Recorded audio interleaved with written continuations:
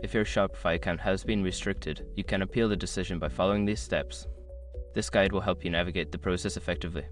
Step 1. Review the restriction notice. Check your email or Shopify admin for the restriction notice. Understand the reason for the restriction, as this will help you address the issue in your appeal. Step 2. Gather necessary information.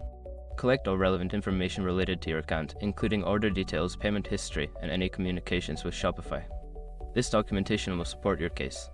Step 3. Prepare your appeal. Draft a clear and concise appeal letter. Explain why you believe the restriction is unwarranted, provide any evidence you have, and outline the steps you have taken to resolve the issue. Step 4. Submit your appeal.